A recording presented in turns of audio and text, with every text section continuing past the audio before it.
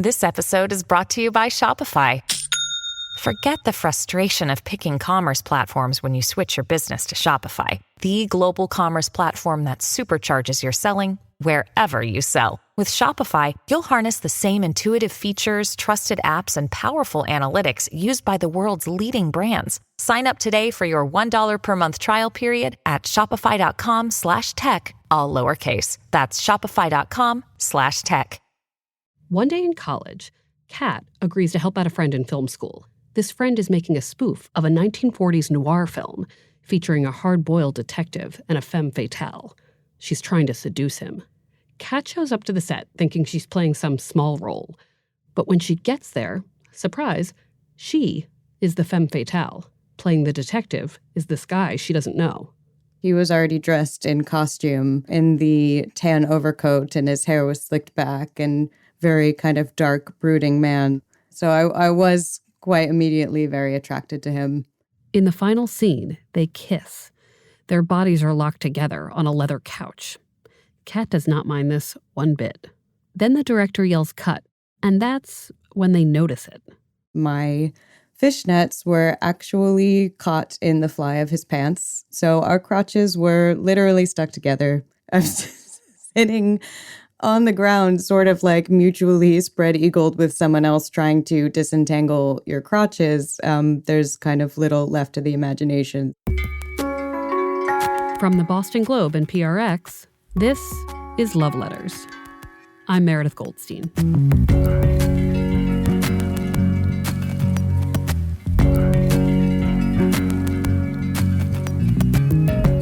Today, I'm going to explore one of the biggest tropes of dating.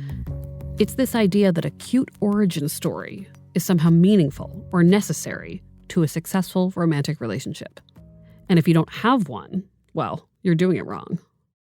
This is something I hear a lot from people. Everybody wants a meet-cute story. It's like they've watched so many rom-coms, seen and heard so many narratives that involve these perfect introductions that anything less feels like a letdown. I even had one letter writer tell me she didn't want to meet someone online, that she'd preferred to meet a guy at the library. She made it clear that she thought an adorable first connection in the book stacks would, I don't know, make for an amazing relationship, that it might feel more like fate. Let me tell you what happened with Kat. So she's on the ground with this guy she doesn't know, and she tries to free her stockings from his crotch. I remember that my face was red and we were crying and laughing, and there's not much else you can do in that situation other than go with it. Can you describe sort of what was happening in the 2 minutes of being stuck together? Did you know you were having sort of a bonding moment? It was, I think, a bonding moment, and kind of broke down the tension that would have normally been there when you're meeting a stranger or shooting a weird scene like that. I mean, how much more awkward can things get? After a couple minutes of super cringy fumbling, Kat decides there's only one thing to do. So I think eventually I just grabbed it and ripped because at some point something's gotta give. And sometimes that something is fishnets. And then we dated for 5 years. Maybe that's what makes those moments special, is when you happen to have opened your eyes at the same time someone else opens their eyes.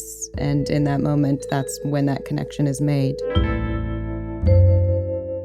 One might say it was a pretty cinematic start to a relationship. But in the end, Kat and the detective break up. They're different people who like different things, she says. He's quiet, prefers dinners at home. She's more social and outgoing. But she'll always love the funny romantic story of how they met. For me, it's a tale that raises a key question. How important is the origin of a relationship anyway? When we're trying to meet someone, does it really matter how we do it? I mean, I often tell letter writers that it does not matter. But I also know a great story can spark a great relationship. To get into the psychology of meet-cutes and our craving for them, I went to a source I knew would have a lot to say on the subject. I'm Katie Cotugno. I write messy, complicated feminist YA novels, most recently 9 Days and 9 Nights. So if somebody were to say to you, what is a meet-cute, how would you answer them? A meet-cute is a trope that I think of as coming out of romantic comedies, whereby our two romantic leads meet in a way that is sort of unlikely in real life, but delightful in a contrived sort of way. You get into a cab from two different sides of the car, or you round the corner and bump into each other and drop your papers. The meet cute scenario figures in some of Katie's own novels. In fact, she's a contributor to the YA anthology that's actually called Meet Cute. When I ask Katie for other examples of meet cute stories, she brings up a classic. The movie You've Got Mail from 1998, starring Meg Ryan and Tom Hanks. So You've Got Mail is the story of Kathleen Kelly, proprietress of Shop Around the Corner, which is a tiny bookstore on the Upper West Side in New York City, and Joe Fox, who is the CEO of Fox Books, which is a Barnes & Noble-esque. This is obviously very much a movie of the 90s because the horrifying villain is Barnes & Noble. Now all we want to do is root for Barnes & Noble. Yeah. I bought so many Christmas presents at Barnes & Noble this year.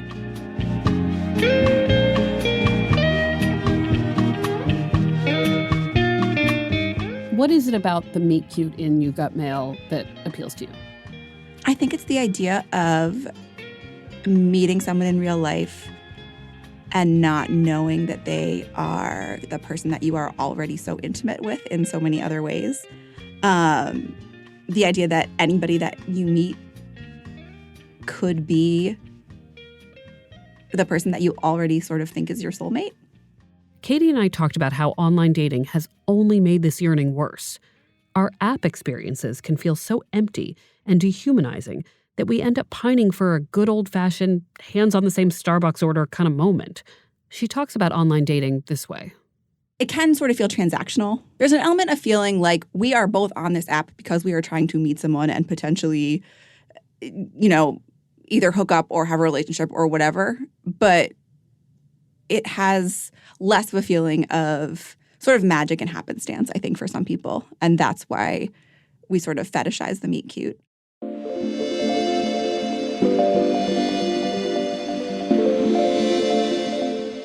I actually think about meet cute stories a lot. Maybe because my family is full of them. Let's start with my parents. It's the early 1960s.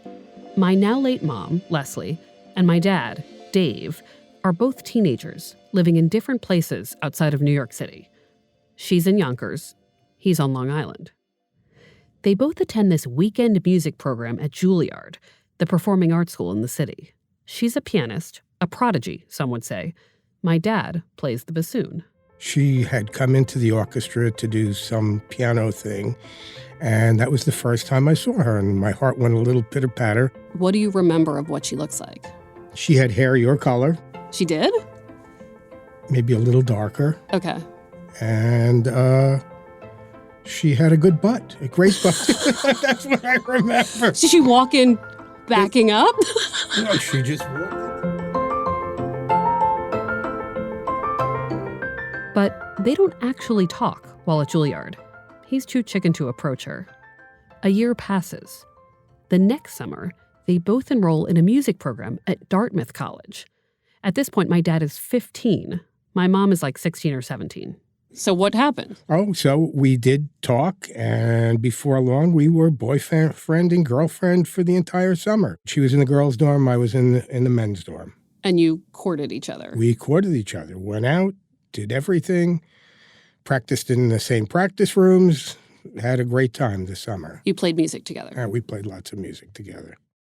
When the summer ends, they return to their respective hometowns. My dad doesn't have his driver's license by this point.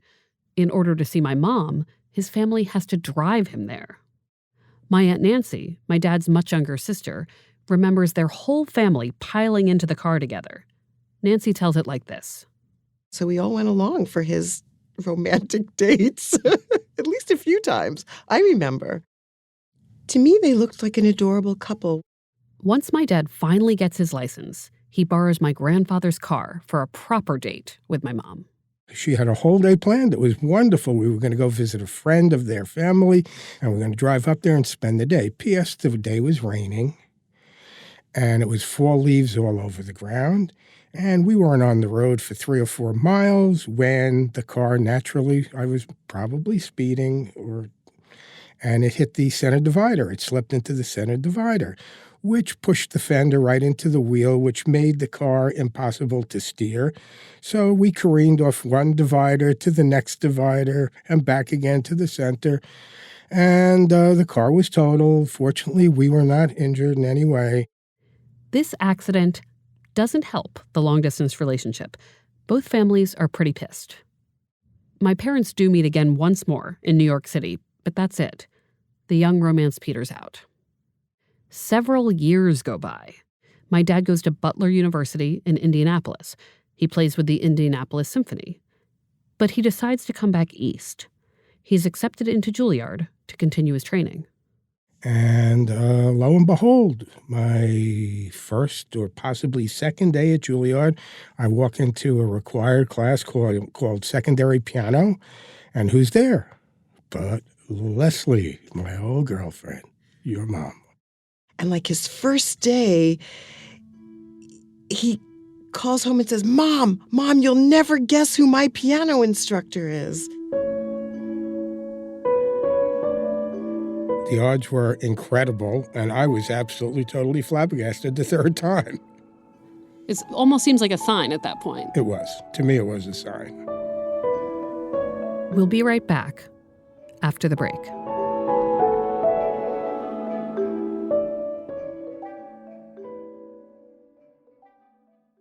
Here at Life Kit, NPR's self-help podcast, we love the idea of helping you make meaningful lifestyle changes. Our policy, don't be too punishing on yourself or too grand in your goals, which is why we've got shows on how to help you make little nudges to your behavior and create habits that stick. Join Life Kit to get the tools you need. Listen to the Life Kit podcast from NPR. Winter, a time filled with outdoor fun and games.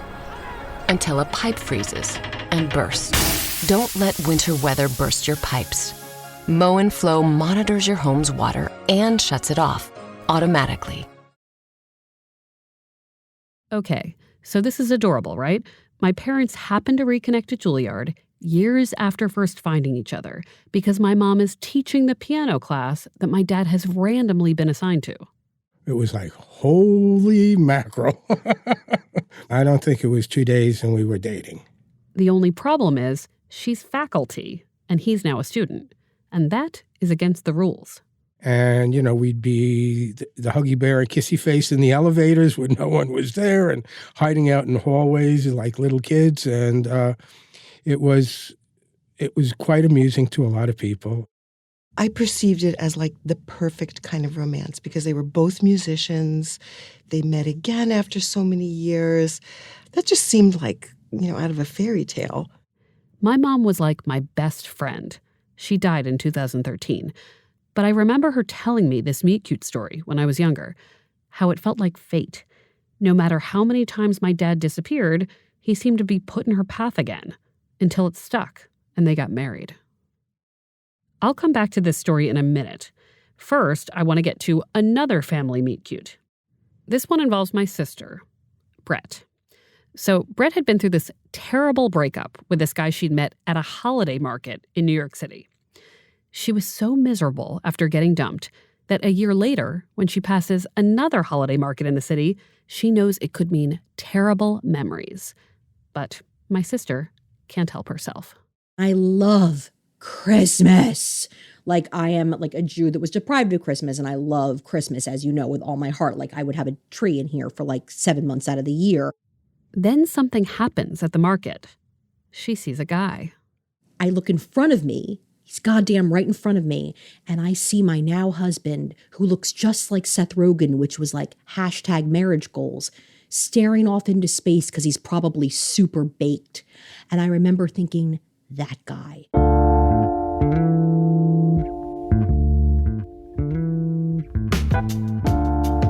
Brett goes for it. She just talks to him. Turns out he's a glassblower named Ben. They eventually fall in love. When people ask Brett how she and Ben met, she's happy to tell the whole story about how she almost avoided the holiday market, about how something compelled her to look. But otherwise, she says she doesn't really think about that day. What meant more, she says, is everything that happened after they met, which was much more work and more boring, but far more essential to their marriage. than their initial meeting. Ben is 10 years younger than Brett. Initially, he wasn't ready to commit. Once we got together, and look, he would break up with me every 6 to 8 months and be like, I'm not ready for this. And I would like lawyer my way back into I would talk my way back into it. Eventually, I said to him 4 years in, you're not ready for this. If this is not your thing, and by then we were living together, go do your own thing, because I don't want the HPV and I don't want to deal with this anymore. I can't have you do both at the same time. Just go off and do your own thing. I will live with a broken heart. And then he came back later with a ring and proposed. And we're married now. We have a really, really good marriage. So really, I don't live in memories at all when it comes to Ben. I would think about that first sparkly Christmassy moment more if we had more shitty times now, but we don't.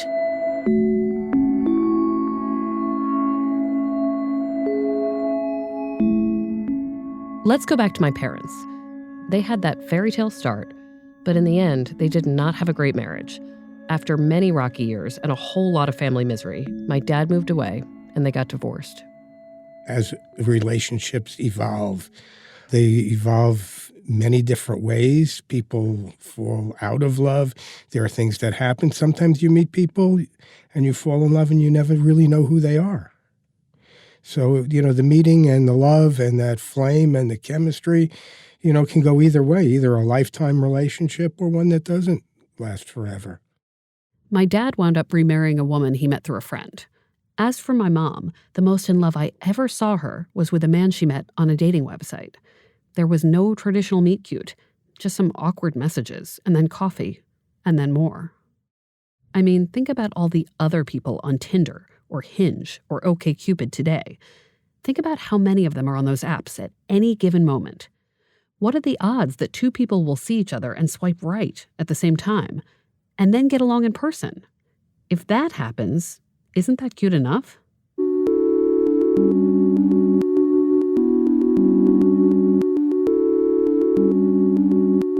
As I thought more about our obsession with meet cutes, I wanted to get one more perspective. So I talked to Valerie Complex. She's a film critic and screenwriter in New York.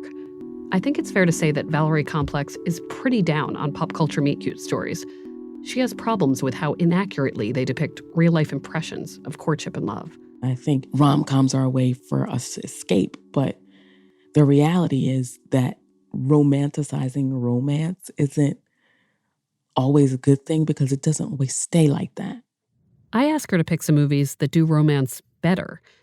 She mentions 5 Year Engagement, the Jason Segel, Emily Blunt comedy from 2012. Like these people who are already engaged, and it's like how they stay engaged, and then they are not engaged anymore, and then they get back engaged and get married. So it's like, that's interesting. Like, I don't, like how you meet is interesting. What is it about the relationship that's keeping you two together? The plot actually reminds me a little of Brett's story. You have these two people who have to work so hard in the early years of a relationship just to keep things afloat, only to be made stronger by that process.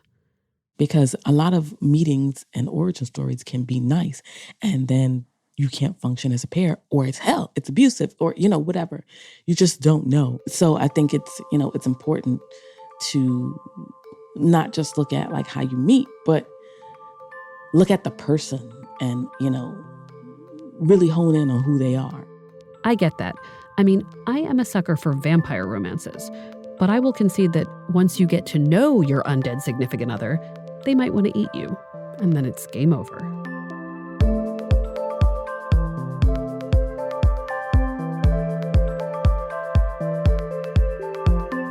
Okay, now that we can kind of agree that meeting on apps can be just as romantic as anything else, let's check in with Erin. On our last episode, Erin and I got on OkCupid together, and I began sorting through potential suitors for her. After a few days of swiping, I have to admit, I started getting secondhand dating fatigue. There were just so many faces, and for whatever reason, so many photos of men holding fish they just caught. And there were also so many people who like rock climbing. I don't think Erin wants to do much rock climbing. I found myself logging off a lot. Luckily, Erin was swiping too. And she was not deterred. Even though she was the one who originally got fed up and quit all of the apps, It was Erin who pressed on when my interest waned. Her persistence paid off. She got 2 dates within just a few weeks of being back on OkCupid. Hey, Meredith, it's Erin. So it's Saturday night, and I'm about to leave for the first of 2 dates of the weekend. Date number 1 is with someone we'll call Garlic Guy. Before they meet, Garlic Guy sends Erin some videos on how to slice garlic because Erin is looking to perfect her knife skills. Erin finds this charming. I'm actually looking forward to this one, which is probably a mistake, seeing as I get burned so many times, but I feel like I can be excited for this one. He seems interesting. He seems interested in me. And so I'm hoping it goes well. I'll check in after the date to let you know how it went. All right. They have drinks at a couple of different places, and it goes okay. Not terrible, but not great either. I'm calling you on Saturday night after date 1 of 2. It wasn't the worst. It wasn't the best. There was some questions asked of me from him, but it was mostly just me going, oh, yeah, oh, okay, which is fine for a while, and then it just gets exhausting. So I wouldn't really make the effort to see him again. But I'm glad to have gone out, and it was good for our sort of, I guess this was my first date from our OkCupid adventure. So we'll see. Date number 2 is tomorrow morning, Sunday morning. We're going to the Harvard Art Museum. So I'll check in before that and after that, and I'm hoping it's a little bit better. Night. Date number 2 is with a guy we'll call Art Dad. He has kids. We had a really nice time looking at art and talking about art. I hadn't done that in a while, so it was nice. And then we had coffee and had a nice 2-way conversation, which is refreshing for a lot of these dates. So he's someone I'd like to see again for sure, and see more art and talk about art and possibly go to see some music. I give Erin credit for getting back on the apps and making these dates happen. I mean, if Erin does succeed in finding a guy on OkCupid, fantastic. I'd feel no different if it happened at a library or the supermarket or at some beautiful holiday stroll during Christmas time. When Erin meets someone, and I really hope she does, it will be a great story, no matter how it happens.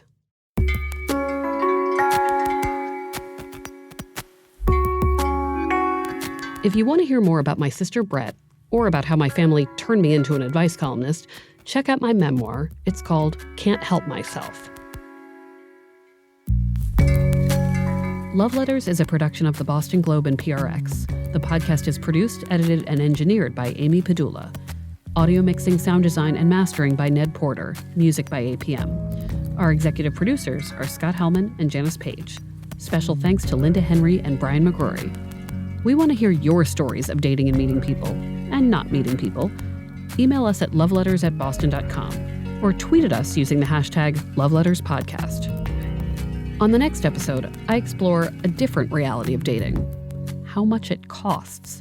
Sometimes, love is not cheap. Be sure to subscribe to Love Letters on Apple Podcasts, Spotify, Radio Public, or wherever you listen. And if you like the show, consider leaving us a review on Apple Podcasts. We're online at loveletters.show. I'm Meredith Goldstein. Thanks for listening. And as Joe Fox says in You've Got Mail, I just want to say that all this nothing has meant more to me than so many somethings.